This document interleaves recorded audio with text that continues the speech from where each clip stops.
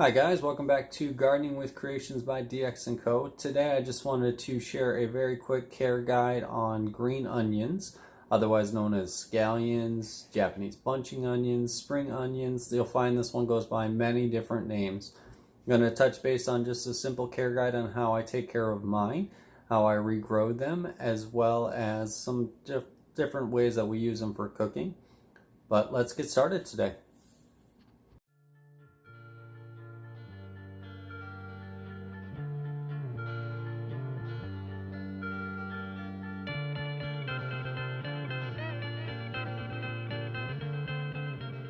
Okay guys, so I want to get started today with a bit of a care guide for green onions or scallions.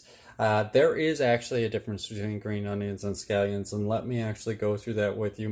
You'll find them interchangeable in most grocery stores, and it's very hard to tell. But you can see here how this part right here, the actual onion part, otherwise known as a spring onion, they are skinny right here. Well, if you leave these in the ground to grow, a green onion actually will form a bulb. Most of them are pulled early. A scallion, on the other hand, will not form a bulb. It'll stay skinny like this. So that's how you tell the difference between whether or not you have a green onion or a true scallion. But you'll find most of the time that these are interchangeable names. So let's go through a bit of a care guide for it today, as far as growing indoors, that you can keep green onions for your cooking all season long. Green onions or scallions are traditionally used in Asian or Mexican dishes. We put them in our eggs. We really enjoy them. So you can actually cut and just dice these up kind of like chives. They're not chives, but they are in the same family. Now, in particular, this one, what I did here is we cut a piece off just like this, used it for our cooking. And then what I did was actually take all of the onions my wife had purchased and threw them in about a 1/4 inch to 1/2 inch of water. And you can see each of those now spring up and grow new crops. They grow new stems that you can keep continuing and do the cut and come again method, if you will, cut and regrow. Now, recommendations for you. This particular one here, you want to change the water out of this every 2 to 3 days tops. Change the water, dump it out, fresh water in. I just grab the whole bunch, take it out like that, and I change the water. Now, about once a week, what I also do is I actually rinse these off in cold water. And the reason for it is it's really hard to see, but there's kind of a slime coat. You see that right there growing on these? And what I do is I just give them a good rinse in water, clean that all out, change the water at the same time, and it keeps them healthy and growing and keeps that slime coat off of it. So the slime coat's probably a bit of algae or just kind of gunk that's building up, dead, decaying portions of the plant. I keep them in a windowsill. This is actually a west-facing window, so as the sun sets, it does particularly start to. Got it right next to my bamboo that I did that video on. If you haven't seen that, you can check it out.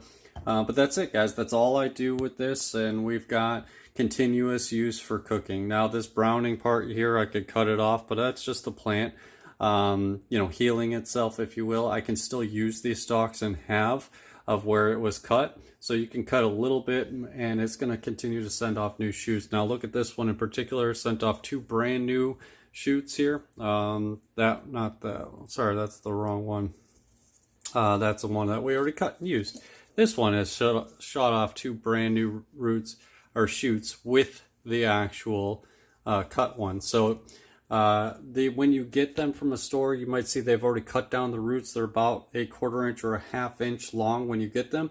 That's quite all right. Just stick them in some water like that. They'll usually come with only one branch on them, but this is a great way to have a reusable source there. You don't have to get rid of your green onions just because you cut the top off. So if you like scallions or green onion flavor in your cooking, it's fantastic. If you haven't tried it, I recommend going out and trying it. And all year long, you can just keep a jar in your kitchen and you've got a reusable source.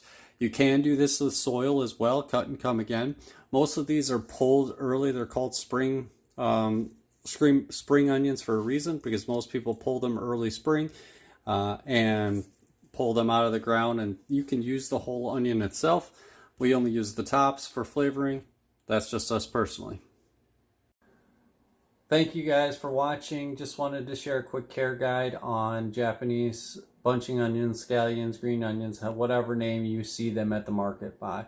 As you can tell, it is still winter time for me. There's still snow on the ground. It is melting. It's supposed to hit a high of 50 today. Yay.